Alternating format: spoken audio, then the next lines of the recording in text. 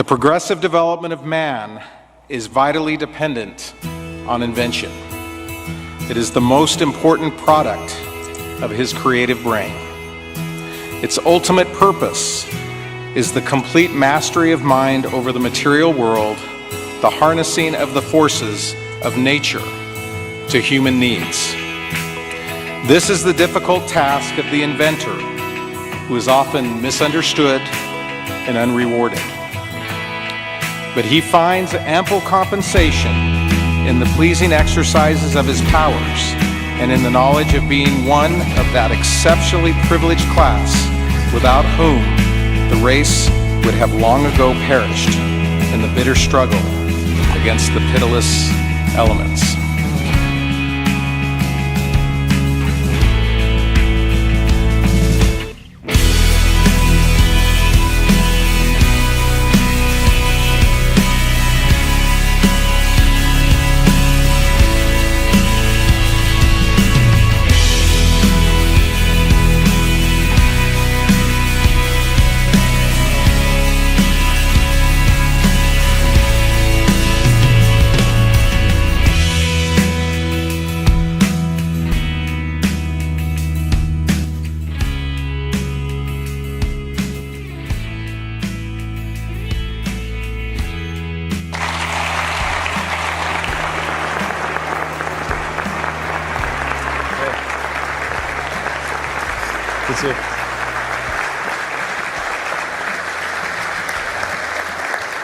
Well, good afternoon and welcome, Elon. Oh, I was going to take off my tie. Is that all right if I do that? I came in with a tie, but then I was told there would be a tie, so. Then we'll both be more comfortable. That's good. Well, thanks for having me. Appreciate your being here today. When I'm with you, it's difficult to know where to start. Let's start just what drives you. What is it that when you wake up in the morning, do you see a problem and you want to solve it? I think that the thing that drives me is that I want to be able to think about the future and feel good about that. We're doing what we can to have the future be as good as possible. To be inspired by what is likely to happen, and to look forward to the next day. So that's what really drives me is trying to figure out how to make sure that things are great and going to be so, and that's the underlying principle behind Tesla and SpaceX. Is that I think it's pretty important that we accelerate the transition to sustainable generation and consumption of energy. It's inevitable, but it matters if it happens sooner or later. And then SpaceX is about helping make life multiplanetary and doing what we can to continue the dream of Apollo and ultimately make a contribution to life becoming multiplanetary. Well, let's talk a little more about that. I think everyone's very interested in that when you say making life multiplanetary. Yeah, that's exciting. It is exciting. So what's your vision there? I think, particularly for Americans, think about America is a nation of explorers. People came here from other parts of the world that, chose to give up the known in favor of the unknown. So I think exploration, I think the United States is a distillation of the human spirit of exploration. So that's why it appeals to Americans so much. You can see this when, say, there was a shuttle tragedy and 7 people died. And that's terrible, but a lot of people die all the time. But why do we care so much? Because it was the dream of exploration that was dying along with those people. That's why. No, and I'm one of those, and probably like many of you, remember exactly where you were when that tragedy happened. So you have 30-plus governors here today, and we're very excited about your willingness to be with us. And you hopefully heard me talk a little bit about my initiative, which is being ahead of the curve. What do you tell us as governors? What should we be thinking about in terms of innovation and developing public policy for the future? Well, it sure is important to get the rules right. It's sort of, in terms of legislative and executive actions, it's sort of like, think of, say, like professional sports or something. If you don't have the rules right, if there isn't, if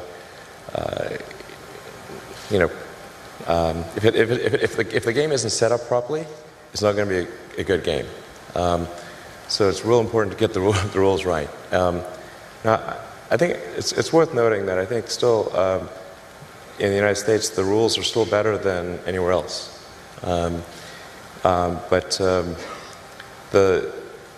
It's very easy to put something in place which is an inhibitor to innovation without realizing it. So in terms of the regulatory environment, it's always important to bear in mind that regulations are immortal, and they never die unless somebody actually goes and kills them, and then they get a lot of momentum. So a lot of times regulations can be put in place for all the right reasons, but then nobody goes back and gets rid of them afterwards when they no longer make sense. And there used to be a rule in the early days when people were concerned about automobiles, because that was a pretty scary thing, see a carriage just going wrong by itself. You never know what those things might do. So there were like rules where you had to, in a lot of states, where you had to carry a lantern in front of the automobile.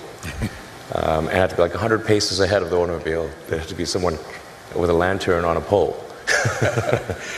I'm like, okay. But you should really get rid of that regulation. And they did, because it would really be awkward. So just regulations, even if done correctly and being right at the time, it's always important to go back and scrub those, periodically to make sure they're still sensible and they're still serving the greater good.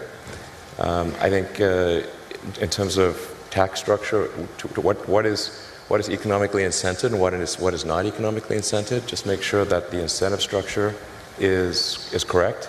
I think I'm saying just totally common sense things here. But it's economics 101. Whatever you incent will happen. So if you incent one thing, that thing will tend to happen more than the other thing. If you incent another thing, that thing will happen. And so the economics should favor innovation. And this is particularly important to protect small to medium-sized companies, because it's sort of like trying to grow a tree in a forest. Like, it's real hard for a new company to grow. When it's just a seedling or a sapling, it needs a lot more protection than if it's a giant redwood or something like that. So very important to give support to small to medium-sized companies on the innovation front. And they're the ones that need it more than the big companies. And I think at this point Tesla is almost a big company, biggish company anyway. So I'd favor, supporting smaller companies than Tesla, relatively speaking. What would your response be? Because there are critics out there with regard to incentives, and that, Sure. and Tesla has been, and I can speak from experience, the beneficiary of incentives, economic incentives, with regard to the Gigafactory. Sure. What would you tell those people? Yeah, I think, well, first of all, as you know, those incentives were a little overstated. In the case of the Gigafactory, it's a $5 billion capital investment to get that factory going. And I didn't actually know this until, by the way, I didn't know this until we did the press conference. Actually, that over 20 years, the Nevada incentives added up to 1.3 billion. I actually didn't even know this. But it's, now he's telling. Go ahead. literally, I learned it at the press conference. I'm like, really? No, but I mean, the thing is that they took what added up over 20 years and made it sound like Nevada was writing us a $1.3 billion check. And I'm still waiting for that check. Did it get lost in the mail? I don't know. But this is the way the press works, of course. Now if you divide 1.3 billion by 20, okay, then it's like, okay, Tesla's on average receives a sort of a tax. It's basically sales and use tax abatement is what it amounts to. So Tesla gets like we get on the order of 50 to 60 million of sales and use tax abatement divided over 20 years. But this is for something which has a $5 billion capital cost just to get going, and then would have to generate about $100 billion over that period of time to achieve a $1.3 billion tax benefit. So essentially, it's a little over 1% over that period of time, and that's great, okay. But it's not, it's not like it's not the way it was characterized in the press. Because if it's put in the proper context, it sounds like, okay, well, that's neat, It's about 5% helpful on setting up the factory and about 1% helpful over the next 20 years. Cool. That actually sounds pretty reasonable. Yeah. So that was helpful, but there are a lot of other factors as well.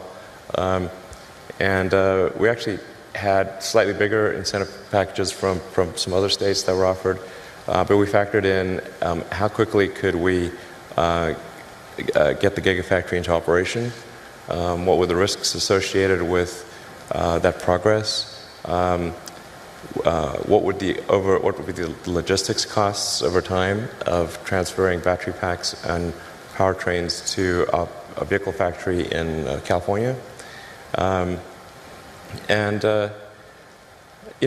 all of those factors weighed together is what led us to make the decision in favor of Nevada.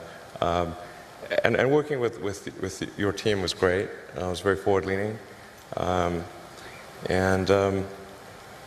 like a big part was also just like making sure you feel really welcome, within the state. That's sort of what led us to make the decision for the Gigafactory. And then we have another factory in New York doing solar panels. Also, actually, it will be the biggest solar panel producer in North America when it's done.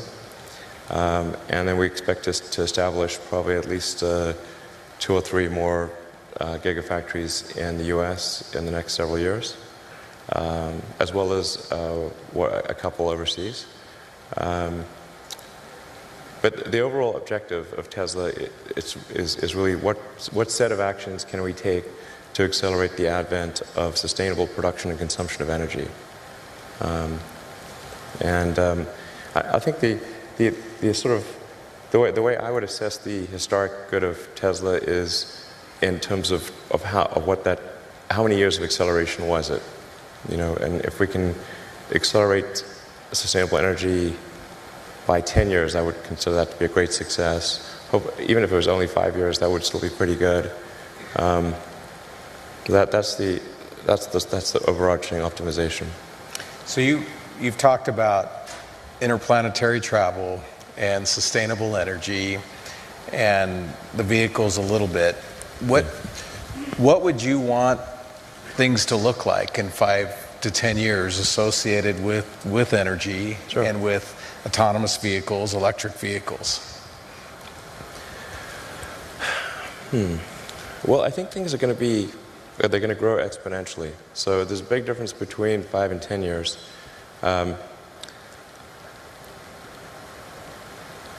You know, my guess is,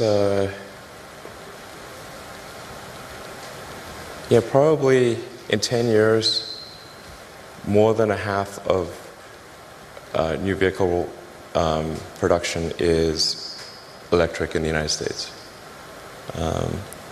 And China's probably going to be ahead of that because China's been super pro-EV. I don't think a lot of people know this, but China's environmental policies are way ahead of the U.S. Like their mandate for renewable energy far exceeds the U.S.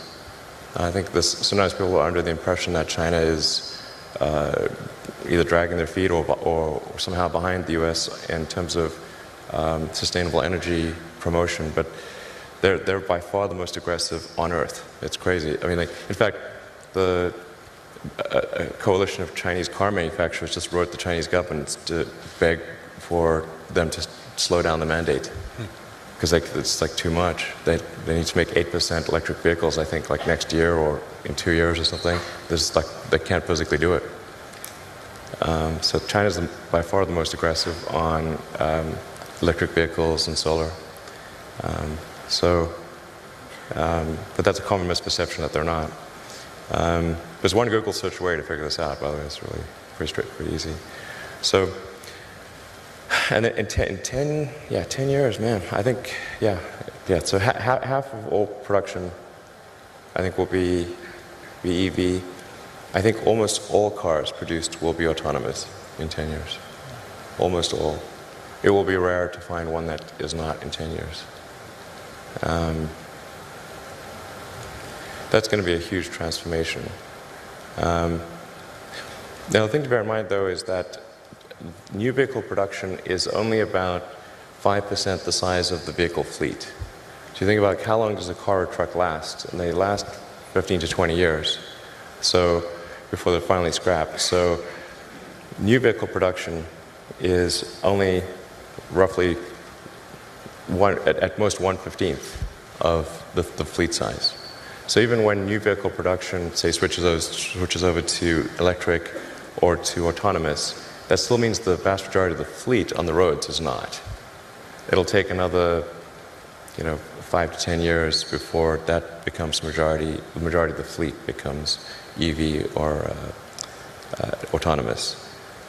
But if you were to say go out 20 years, overwhelmingly, things are electric, autonomous, overwhelmingly. Fully autonomous? Fully autonomous. So no one will have to touch the steering wheel if there is one? There will not be a steering wheel.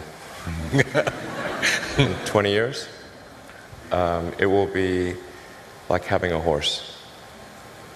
People have horses, which is cool. But so having a regular car will be like having a horse. Is that what you're saying? Yeah, yeah. And there will be people that have non-autonomous cars, like people have horses.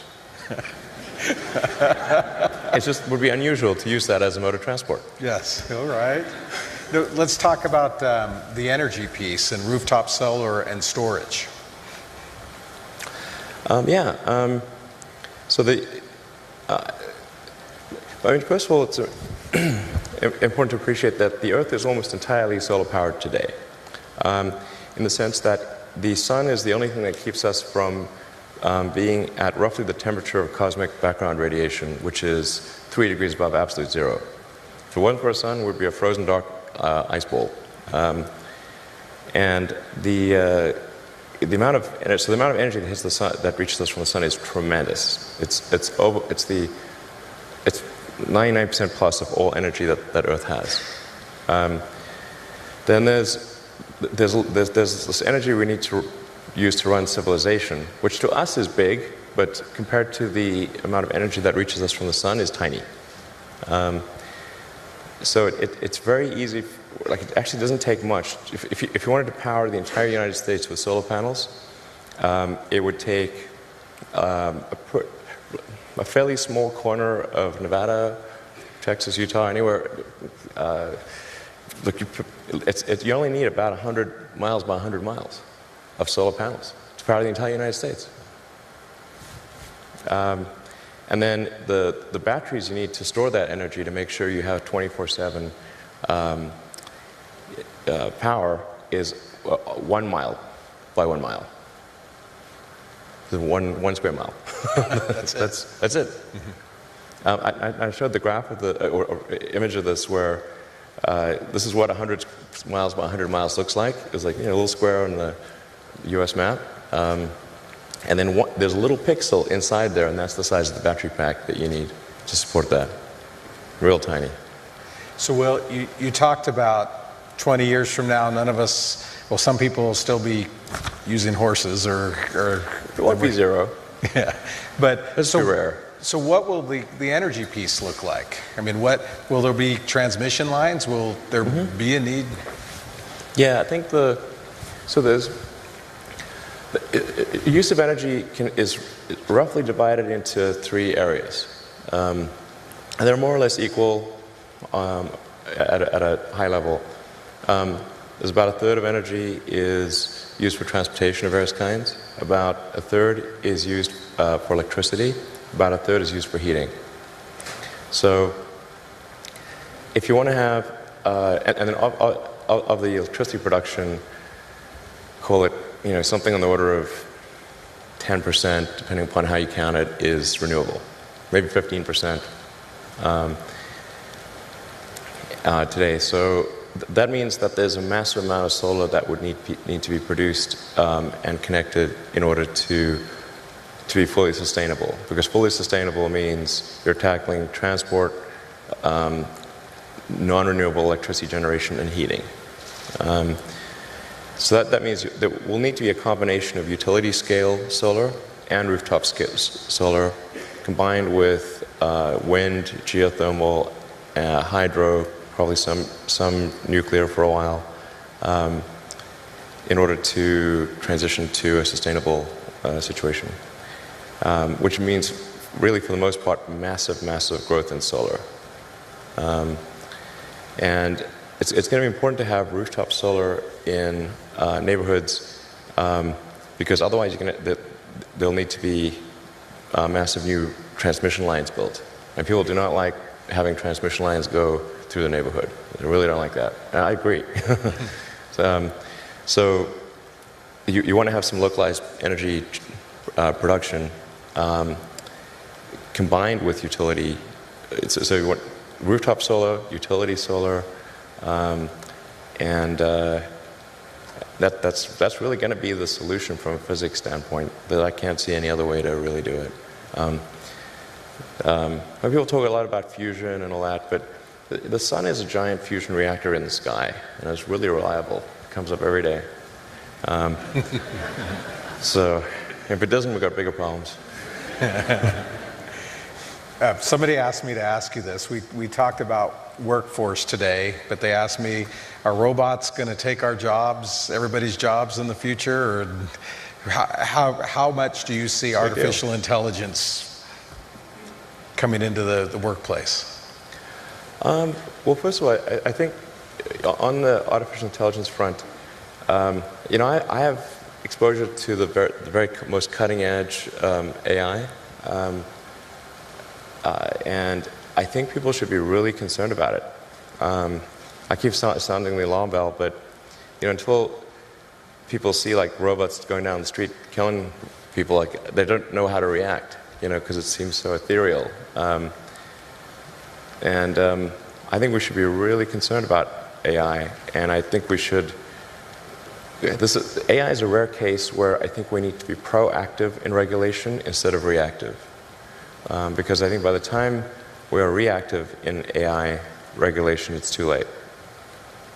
And normally the way regulations are set up is that a whole bunch of bad things happen, there's a public outcry, and then after many years, a regulatory agency is set up to regulate that industry.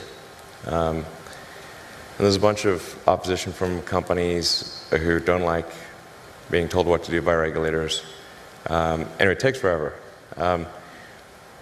That in the past has been bad, but not something which represented a fundamental risk to the existence of civilization. AI is a fundamental risk to the existence of human civilization. In a way that car accidents, airplane crashes, faulty drugs, or bad food were not. They were not. They were harmful to a set of individuals within society, of course, but they were not harmful to society as a whole. AI is a fundamental existential risk for human civilization, and I don't think people fully appreciate that. It's not fun being regulated. It's not, it can be pretty irksome, but in the car business, we get regulated by Department of Transport, by EPA, and a bunch of others, and there's regulatory agencies in every country. In space, we get regulated by FAA, but if you ask the average person, hey, do you want to get rid of the FAA and just like take a chance on manufacturers not cutting corners in the aircraft because profits were down that quarter? I was like, hell no. That sounds terrible. So I think even people who are pretty extremely like libertarian free market, they'd be like, yeah, we should probably have somebody keeping an eye on the aircraft companies, making sure they build a good aircraft and good cars and that kind of thing. So, I think there's a role for regulators. That's very important. And I'm against overregulation for sure. But man, I think we better get on that with AI pronto. So there'll certainly be a lot of job disruption. Because what's going to happen is robots will be able to do everything better than us. I'm including, all of us, Yeah, I'm not sure exactly what to do about this.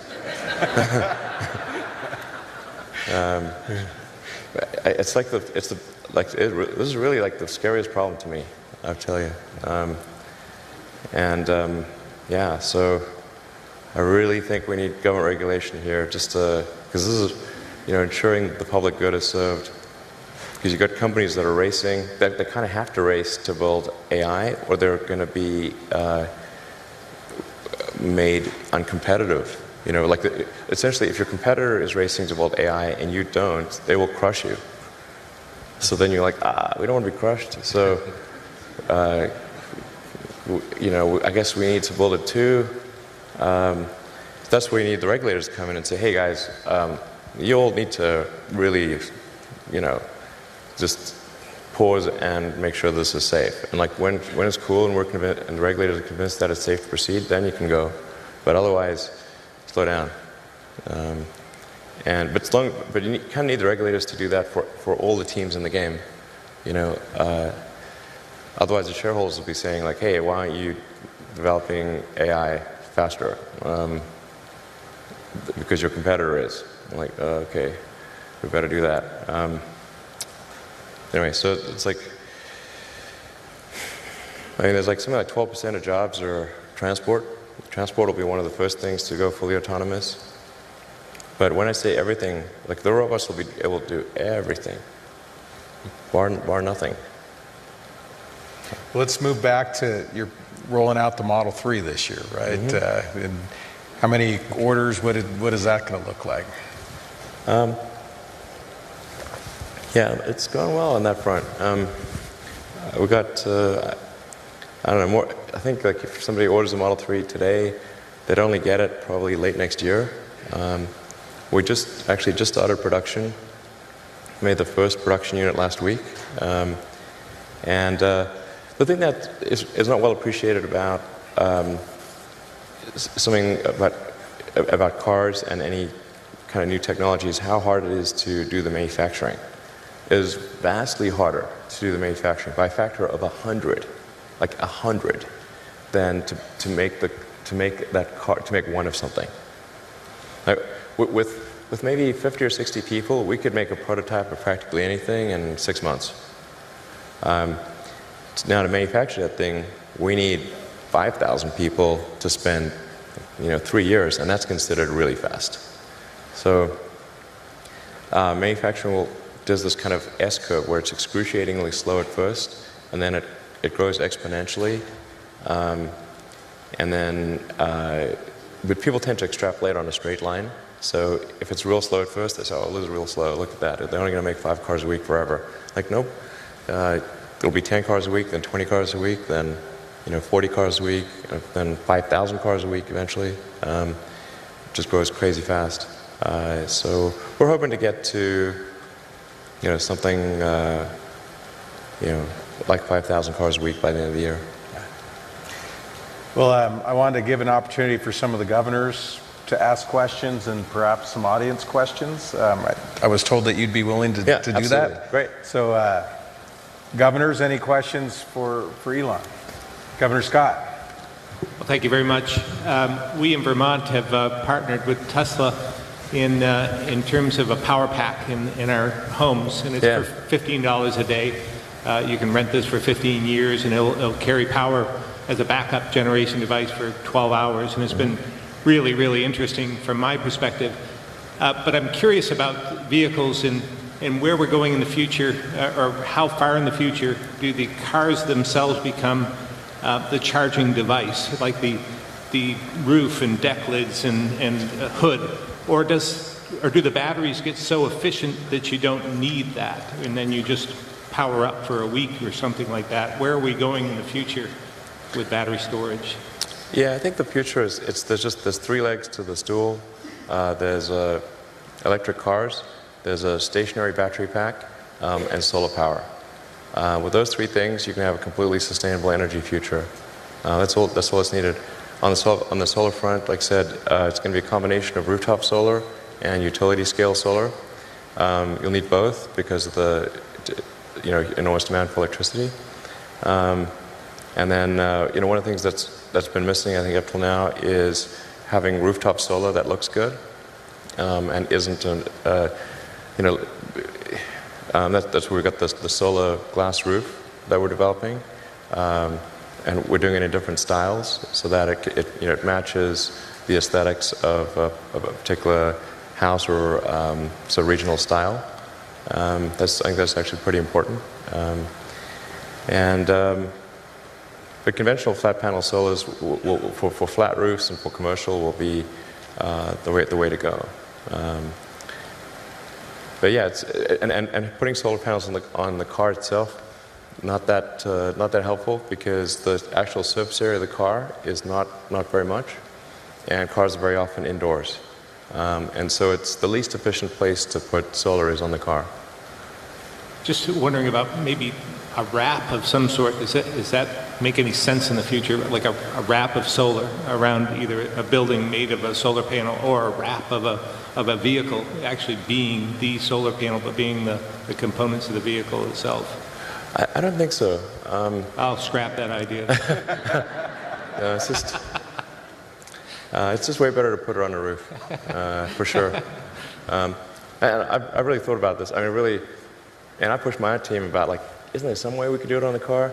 I mean, technically, if you have like some sort of transformer-like thing which will pop out of the trunk like a hard-top convertible and just like ratchet solar panels over the whole surface area of the car, extending like for the entire, say, square footage of a parking space, provided you're in the sun, that would be enough to generate about 20 to 30 miles a day of electricity, but that is for sure the expensive, difficult way to do it. Right. Governor Burgum. Still thought about maybe we should, but. Elon, thanks for being here. With your background in payment systems, you understand the important role of security in transactions. Now that you've got... I think security is cybersecurity. Yes, and in the vehicles you're building now are incredibly complex software systems. I mean, the car is really a rolling piece of software. It is. It's like a laptop on wheels. Yes. So share with us a little bit about your thoughts on cybersecurity and how we protect. You talk about protecting society when you've got a rolling fleet of... I think one of the biggest risks for autonomous vehicles is somebody achieving a fleet-wide hack. In principle, if somebody was able to hack, say, all of the autonomous Teslas, they could say, just as a prank, they could say, like, send them all to Rhode Island from across the United States. And they'll be like, well, okay, that would be the end of Tesla. And there'll be a lot of angry people in Rhode Island, that's for sure. So we got to make super sure that a fleet-wide hack is basically impossible, and that if people are in the car, that they have override authority on whatever the car is doing. So if the car is doing something wacky, you can press a button that no amount of software can override. That will ensure that you gain control of the vehicle and cut the link to the servers. So that's pretty fundamental. Within the car, we actually have, even if somebody gains access to the car, there are multiple subsystems within the car that also have specialized encryption. So the powertrain, for example, has specialized encryption. So even if somebody would gain access to the car, they cannot gain access to the powertrain or to the braking system. But it is my top concern from a security standpoint at Tesla is making sure that fleet-wide hack or any vehicle-specific hack can occur. They have the same problem with cell phones. It's kind of crazy today that we live quite comfortably in a world that George Orwell would have thought was super crazy. Like we all carry a phone with a microphone that can be turned on really at any time without our knowledge, with a GPS that knows our position, and a camera, and kind of all of our personal information. We do this willingly, and it's kind of wild to think that that's the case. So the phone, like Apple and Google kind of have the same challenge of making sure there cannot be a fleet-wide hack or a system-wide hack of phones, or a specific hack. So that's our top concern. Yeah, it's going to become a bigger and bigger concern. I think Tesla's, I don't want to tempt fate here, but Tesla's pretty good at software compared to the other car companies. So I think it's going to be a bit like an even bigger challenge for the other car companies to ensure security. Yeah. Thank you. Governor Dugard. Thank you, Governor. Mr. Musk, thank you for speaking to all the governors today. It's an honor to have you here. One question I had, we saw when gasoline prices went to $3.50 a gallon, there was a big jump in interest in hybrid vehicles, sure. and you saw those vehicles become very much in demand, and then as gasoline prices have fallen, you've seen a reversal of that. And I'm wondering to what extent you have a concern about the future of electric vehicles in the face of those very low prices. Can you speak to that? Well, the economics, they kind of set the slope of the curve. So there's no question in our mind whatsoever that all transport, with the ironic exception of rockets, will go fully electric. Everything. Planes, trains, automobiles. Well, a lot of trains are already electric. All ships. But it's a question of what that time frame is. And the economic incentive structure drives that time frame. That's really what it amounts to. And the big challenge is that there's an unpriced externality in the cost of fossil fuels. So the unpriced externality is the probably weighted harm of changing the chemical constituency of the atmosphere and oceans. Since it is not captured in the price of gasoline, it does not drive the right behavior. It would be like if tossing out garbage was just free, and there was no penalty. You just do as much as you want. Then streets would be full of garbage.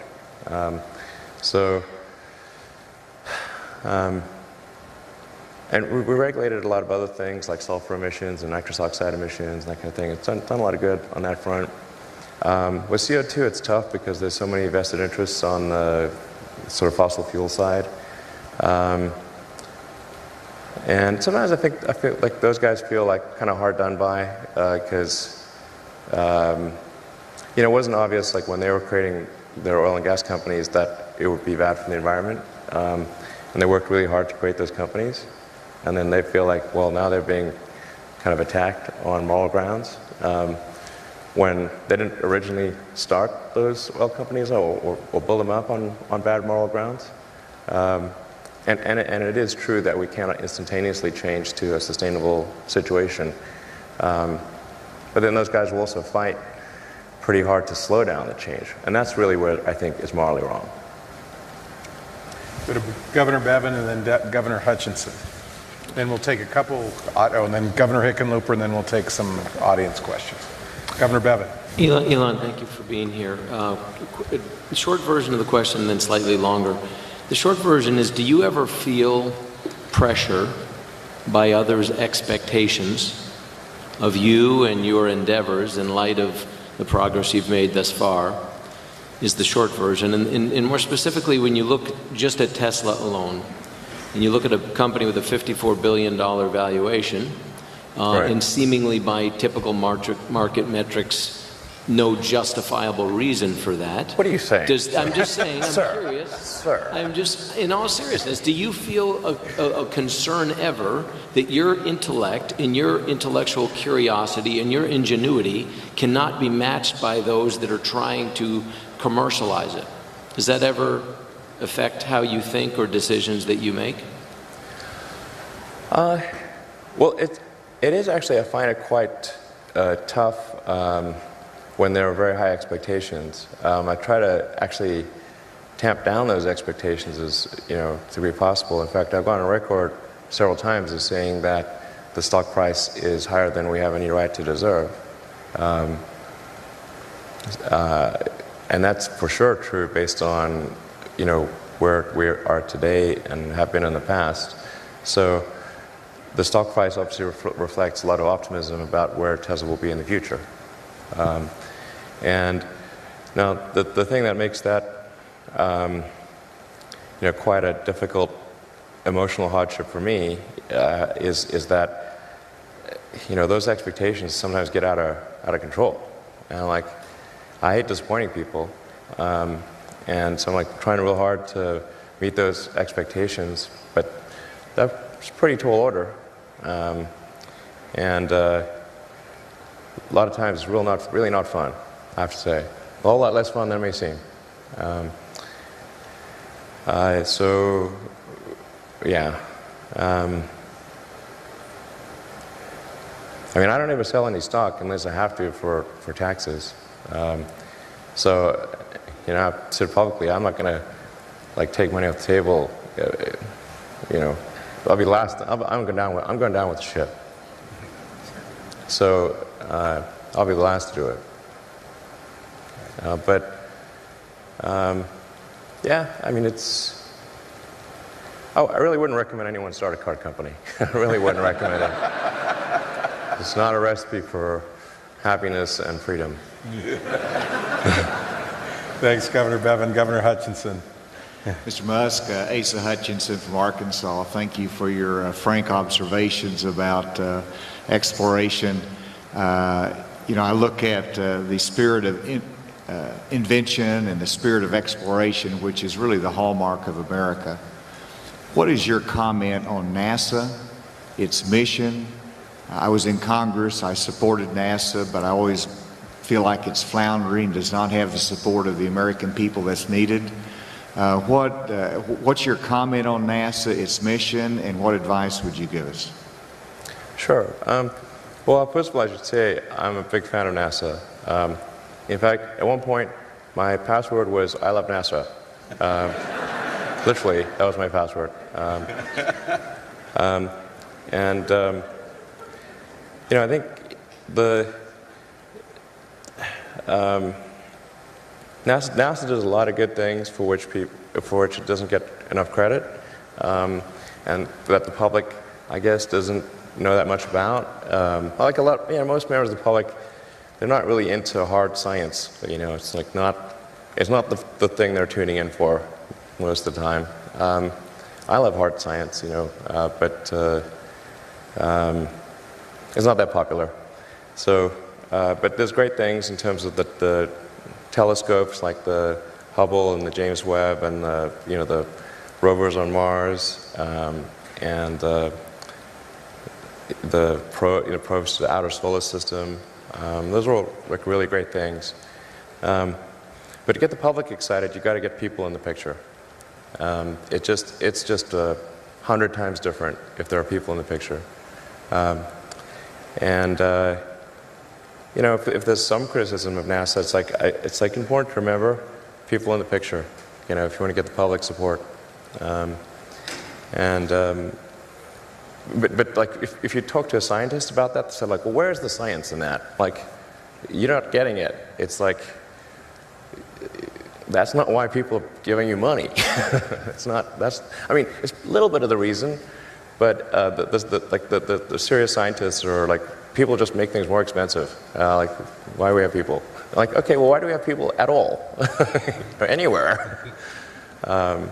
Sometimes the scientists are the ones who just don't understand. Even though they're like smart people, but so you got to have something that's gonna fire up fire people up and get them really excited. And like, I think if we had a serious goal of having a base on the moon and sending people to Mars, and said, okay, we're going to be outcome oriented. How are we going to do this? Okay, we got to change the way contracting is done.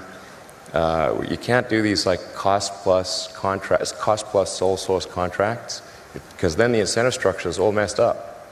So as soon as you don't have any competition, well, okay, there's no sense of urgency goes away.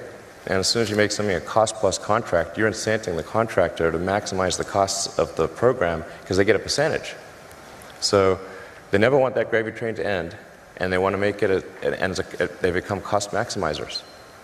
And then you have good people engaged in cost maximization because you just gave them an incentive to do that and told them they'll get punished if they don't. Essentially, that's what happens.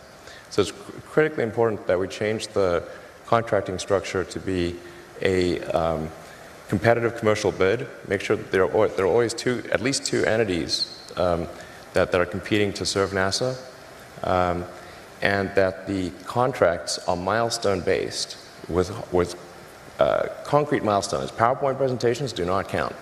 Like, everything works in PowerPoint. Okay, you can say, I have a teleportation device. Look, here's my PowerPoint presentation.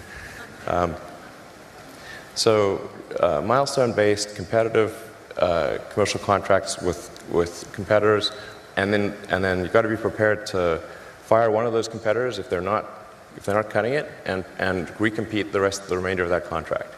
And by the way, NASA's actually already done this, and they did it with the commercial cargo transportation to the space station. And that was a case where NASA actually, I'm not sure if they thought it would work or not work, but they didn't have the budget to do anything else. So they're like, okay, we're going to try this competitive commercial milestone-based contracting, and it worked great. And they awarded it to two companies, to SpaceX and a company called Kistler. And SpaceX managed to meet the milestones. Kistler did not, so then NASA recompeted the remainder of the contract to Orbital Sciences, but then Orbital Sciences got across the finish line. So now NASA's got two suppliers for taking cargo to the space station, and it's a great situation. Same thing for commercial crew to the space station. NASA competed that. In the commercial crew case, it's SpaceX and Boeing. And I think that's also a good situation. So now, like, I can tell you, like, the SpaceX team is like, we're going to do this before Boeing. That's for sure. And then, like, I read out the Boeing team, they're like, we're going to do this before SpaceX. That's good. It's a good forcing function to get things done. I I can't tell you how important that contracting structure is. That is night and day. There's way too much in government which is where it's a sole source cost plus contract. That just, again, economics 101, whatever you incent, that will happen. And people shouldn't be surprised. It's like, oh, you just, said, okay, if that company manages to find some excuse to double the cost of the contract, they're going to get double the profit because they're getting a percentage. So they can do exactly that. And also, they're not going to say no to requirements. So the government will come up with some set of requirements. 90% of them could make a lot of sense, and 10% of them are cockamamie that double the price of the project. For those 10% of cockamamie requirements in a cost-plus contract, the contractor will always say yes. There could be a future for you in government contracting at the state level. Yeah. Let's go to Governor Hickenlooper and then Governor Ducey. So I think like most governors, I find it so refreshing to have the unbridled truth, but I do suspect every time you say publicly that the stock price is higher than we have any right to believe, I'm going to guess you probably get some calls from investors suggesting that maybe you don't say that so frequently. Yeah, that's true. I wanted to go back and just briefly, because I think I wrote this down, that you said that artificial intelligence is the fundamental existential risk facing civilization. Did I get that close enough? In my opinion, it is the biggest risk that we face as a civilization is artificial intelligence. And so, to a group of leaders, what would you advise that how should we be addressing something that's such a large landscape and yet obviously so important? I think that one of the roles of government is to ensure the public good, and to that dangers to the public are addressed. So that hence the regulatory thing. I think the first order of business would be to try to learn as much as possible. To understand the nature of the issues, to look closely at the progress that is being made and the remarkable achievements of artificial intelligence. Last year, Go, which is quite a difficult game to beat, that people thought would never be beaten with by a computer, that a computer would either never beat the best human player or that it was 20 years away. And last year, AlphaGo, which was done by DeepMind, which is a kind of a Google subsidiary, absolutely crushed the world's best player. And now it can play the top 50 simultaneously and crush them all. So, just like that pace of progress is remarkable. And you can see more and more coming out. I think the robotics, you can see robots that can learn to walk from nothing, within hours, like way faster than any biological being.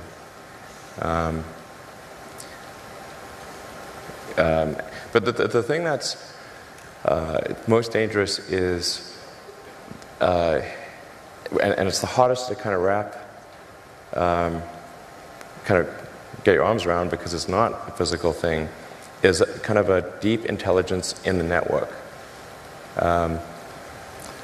He said, well, what harm could a deep intelligence in the network do? So, well, it could start a war by doing fake news and spoofing email accounts and fake press releases, and just by manipulating information. The pen is mightier than the sword. As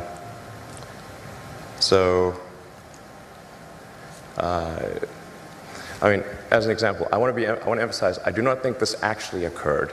This is purely a hypothetical that I'm digging my grave here. But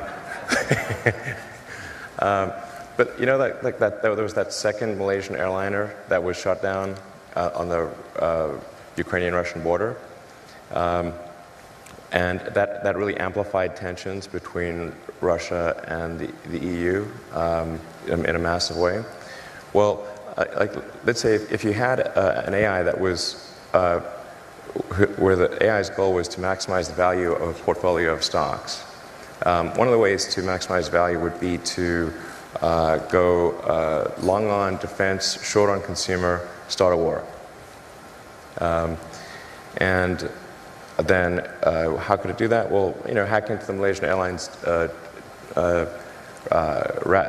aircraft routing server, route it over a war zone, then send an anonymous tip that an enemy aircraft is flying overhead right now.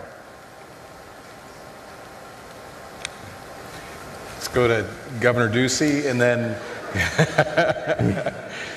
we'll have, after Governor Ducey, we'll finish our gubernatorial questions, and then 2 questions, and quick questions, or 1 audience question, and then we'll be done. We're running short on time.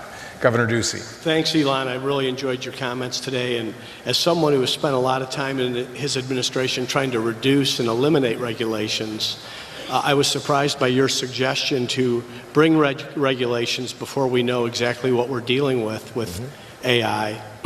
And I've heard the example used, if I were to come up with a colorless, odorless, tasteless gas that was explosive, people would say, well, you have to ban that, and then we'd have no natural gas. So you've given some of these examples of how AI can be an existential threat, but I still don't understand as policymakers what type of regulations beyond slow down, which typically policymakers don't get in front of entrepreneurs or innovators. Well, I think the first order of business would be to gain insight. Right now, the government does not even have insight. And I think the right order of business would be to stand up a regulatory agency, initial goal, gain insight into the status of AI activity, make sure the situation is understood. Once it is, then put regulations in place to ensure public safety. That's it. And for sure, the companies doing AI will, most of them, not mine, will squawk and say, hey, this is really going to stifle innovation, blah, blah, blah, it's going to move to China. It won't. It won't, because has Boeing moved to China? Nope. They're building aircraft here. Same on cars. And so the notion that if you establish a regulatory regime, that companies will just simply move to countries with lower regulatory requirements is false on the face of it, because none of them do. Unless it's really overbearing, but that's not what I'm talking about here. I'm just talking about, making sure that there is awareness at the government level. I think once there is awareness, people will be extremely afraid, as they should be. All right, 1 audience question. We'll take the first hand that came up. Right here. Thanks, Elon. Ina Fried with Axios. Early on in this administration, you had argued pretty vociferously that it was best to engage and better to be in the room than not be in the room. Then when the president decided to pull out of Paris, you said that was kind of the last straw and you were going to drop off. Mm-hmm. What drove you to that? And if you were still speaking to him today, what would you say to the president? Well, I thought it was worth trying hard to to do it was worth trying. I got a lot of flack from multiple fronts for even trying. When some guy rented billboards and attacking me and full-page ads in the New York Times and whatnot, just for being on the panel, and in every meeting I was just trying to make the arguments in favor of sustainability and sometimes other issues, like we need to make sure that our immigration laws are not unkind or unreasonable, did my best. And I think in a few cases I did actually make some progress, which gave me some encouragement to continue. But then I just really think that the Paris Accord, man, if I stayed on the councils, then I'd be essentially saying that that wasn't important, but it was super important, because I think a country needs to keep its word. And, you know, it's not even a binding agreement. So we could always like slow it down. The argument that there would be job losses, well, we could see if there are job losses before we exit the agreement. And maybe there won't be job losses, maybe there'll be job gains. But yeah, there's just no way I could stay on after that. So, you know, did my best. All right. All right, well, everybody, if you would please join me in thanking Elon for being here today. All right. Thank you. Thank you.